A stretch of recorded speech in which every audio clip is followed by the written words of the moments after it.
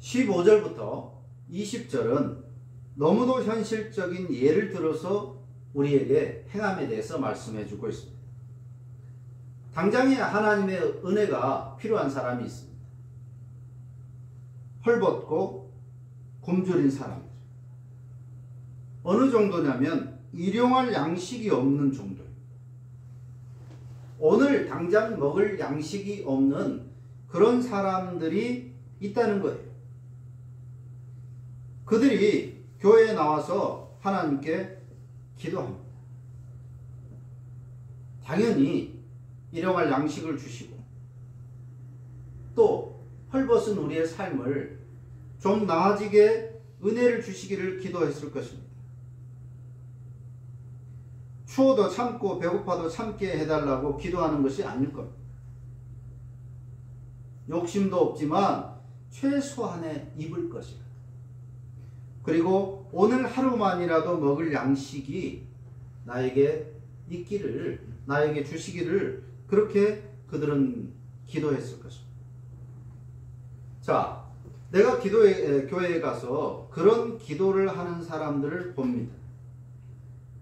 속으로 하지 않는다면 그 기도의 소리를 의도치 않아도 듣게 됩니다. 그리고 그들의 행색을 볼 수도 있습니다. 어디서든지 당장의 도움이 필요한 사람을 내가 보게 된다면 오늘 성경이 말하는 것처럼 참 안타깝습니다. 하나님께서 당신의 기도를 들어주시기를 바랄게요. 따뜻하고 상냥하고 또 진심으로 그렇게 말만 해주고 만다면 그게 사람으로서 할 짓이며 믿음이 있다고 하는 자의 태도겠느냐라고 말하는 것입니다. 아무리 따뜻하고 상냥하고 진심으로 말을 한다 할지라도 그것은 아무런 의미가 없는 것이다.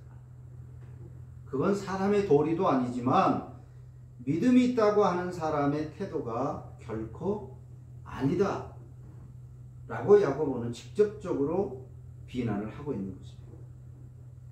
그 기도를 내가 듣게 되었다 혹은 딱한 사정을 가진 사람을 알게 되었다면 그것은 나와 상관없는 것이 아니라 나에게 주시는 하나님의 뜻이라고 알아야 된다는 거죠.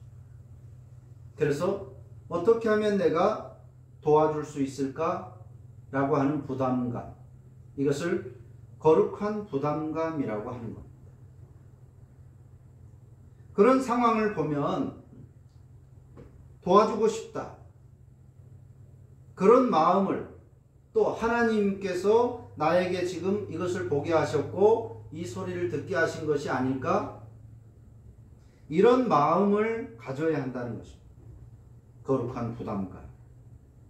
그리고 내가 할 수 없다면 모르지만 내가 할 수 있는 만큼의 도움을 주는 것이 하나님의 마음을 받은 그리고 하나님의 마음으로 사는 진짜 믿음의 사람이라고 할 수 있다는 것입니다.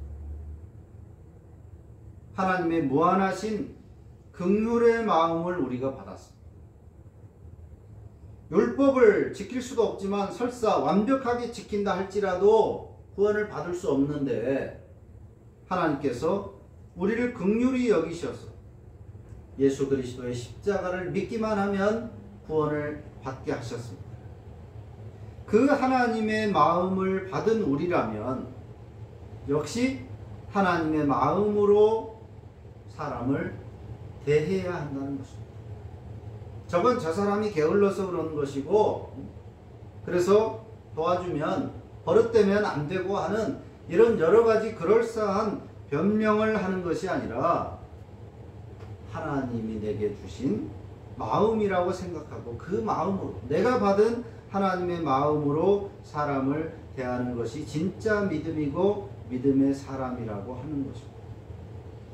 자, 예수님께서 말씀하셨습니다.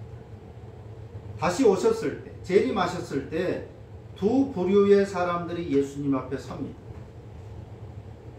한편의 사람들에게 예수님이 말씀하십니다. 너희가 내가 굶주렸을 때 먹을 것을 줬고 벗었을 때 옷을 줬고 목말랐을 때 물을 줬다. 그리고 다른 한편의 사람들에게는 너희는 나를 그렇게 하지 않았다 라고 말씀하십니다. 그때 두 무리가 똑같이 말합니다. 주님, 언제 우리가 주님께 그렇게 행동했습니까? 내가 언제 예수님에게 물 줬고 먹을 것을 줬습니까? 내가 언제 예수님에게 물을 안 줬고 먹을 것을 안 줬습니까? 그러자 예수님께서 너의 곁에 헐벗고 굶주린 사람에게 한 행동이 작은 소자에게, 사회적 약자에게 한 행동이 곧 나에게 한 것이다 라고 말씀하십니다. 그리고 각각 상과 저주를 선언하십니다. 저주를 받은 사람의 입장에서는 억울하다라고 항변할 수도 있겠지만, 예수님이 직접 나에게 말씀하셨다면 내가 먹을 것을 마실 것을 안 줬겠습니까? 라고 항변할 수 있겠지만, 그러나 예수님은 그들에게 한 것이 곧 나에게 한 것이다. 다시 말하면 그 행위를 했냐 안 했냐가 문제가 아니라 너희들은 하나님의 마음을 받았음에도 불구하고 하나님의 마음으로 사람을 대하지 않은, 바로 그것이 너희들의 큰 죄다. 즉 너희들의 그 모든 말, 믿음이 있다, 나 은혜 받았다 라고 하는 것은 헛것이다 라고 말씀하신 것입니다. 이에 근거해서 야고보는 행함이 없는 믿음을 좀 부족하다, 아쉽다, 그 정도가 아니라 죽은 것이라고 선언을 하는 겁니다. 예수님의 가르침에 근거한 것입니다. 믿음이 조금만 더 있으면 좋겠는데, 아니면 믿음이 그렇게 있으면 거기에 행함이 조금만 더 받쳐주면 좋겠는데 아쉽다 정도가 아니라 그건 죽은 것이다 라고 선언하고 있습니다. 그런데 문제는 교회 공동체 안에는 그런 사람이 버젓이 활개를 칠 수 있다는 것입니다. 얼마든지 사람은 속일 수 있기 때문에. 심지어는 그런 사람이 선생이 될 수 있고 좋은 믿음을 가졌다라고 존경을 받을 수도 있습니다. 우리는 한길 사람 속을 알 수가 없기 때문에 그럴싸하게 말로 포장하는 사람들에게 너무나 쉽게 속을 수 있습니다. 그래서 그런 사람들이 오히려 지도자가 되고 선생이 될 가능성이 더 많은 것입니다. 야고보는 그들은 실상은 좀비 신자고 화장을 떡칠한 시체 신자에 불과하다라고 말합니다. 좀 아쉬운 신자가 아니라 그건 신자도 아니라고 합니다. 선생이라고 존경받고 지도자라고 사람들에게 칭함을 받을 수는 있겠지만, 그러나 그건 신자가 아니라 죽은 것이다. 19절에서 야고보는 행함과 믿음이 분리된 자들에게 빈정거리는 투로 말하고 있습니다. 하나님은 한 분이신 것을 믿느냐? 참 사람이다. 근데 우리말 번역이 이렇게 되어 있지만 원문을 그대로 해석을 하면 참 잘하는 짓입니다 라고 하는 그런 투의 말. 그러면서 말하기를 귀신들도 그 정도는 된다 라고 말합니다. 너희들은 귀신의 믿음이다 라고 말합니다. 야고보는 입에 재갈 물리지 않는, 즉 말로만 하나님을 믿는다고 떠드는 사람들을 귀신과 동급으로 취급하는 겁니다. 그렇게까지 말할 일인가? 라고 생각될 정도로 심각하게 그들을 취급하고 있는 것입니다. 예수님의 제자 중에 사도 요한도 요한일서 2장 4절 이하에서 하나님의 계명을 안다고 하면서 지키지 않는 자를 거짓말하는 자, 진리가 그 속에 없는 자, 거짓말쟁이, 어둠의 자식이라고 퍼부어 되고 있습니다. 20절에서는 행함이 없는 신자를 허탄한 사람, 곧 어리석은 사람이라고 말했습니다. 이 어리석은 사람이라는 원문의 뜻은 무뇌, 머리가 텅 비었다라고 하는 것입니다. 머리가 텅 비었으면 그건 사람이 아닙니다. 죽은 것입니다. 말로만 신앙생활을 하는 행함이 없는 신자는 죽은 신자라고 하는 것입니다. 이 헛되다, 아무 일도 하지 않는 사람이다. 아무 일도 하지 않은 사람이다. 열매가 없는 사람이다. 그런 뜻입니다. 그래서 앞에 마태복음 25장에서 예수님 앞에 나와서 예수님 내가 귀신도 쫓아내고 선지자도 하고 구제도 하고 별거 이거저거 다 했습니다. 라고 말하지만 예수님은 그를 저주하셨습니다. 자신을 위해서 한 것이기 때문에 그건 아무것도 안 한 것과 다름없다. 나를 위해서 한 것은 아무것도 없다라고 저주를 하신 것입니다.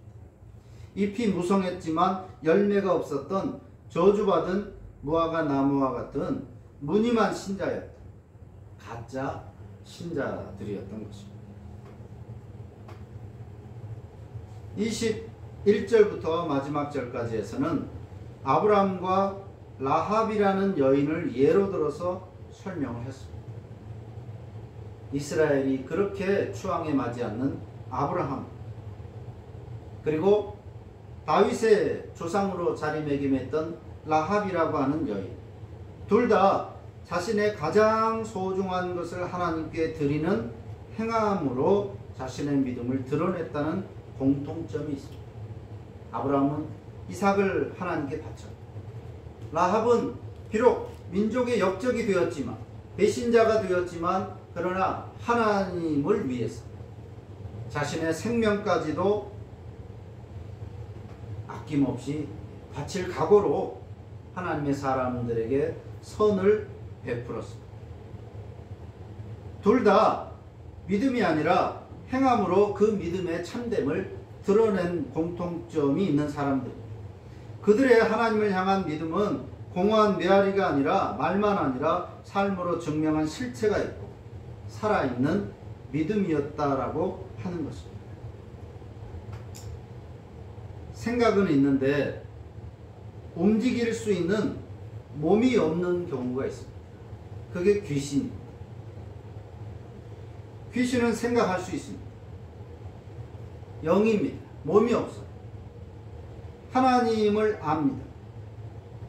하지만 하나님을 위해서 행할 수 있는 몸뚱아리가 없어요. 그래서 말만 할 수 있는 것이죠. 그것을 귀신의 믿음이라고 하는 겁니다. 생각은 있는데 그 생각을 표현하지 않는다면 귀신과 다름없어요.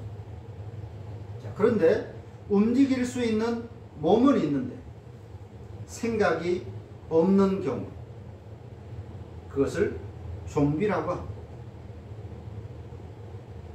생각대로 움직이는 것이 아니라 몸이 움직이는 대로, 반응하는 대로 움직이는 것입니다.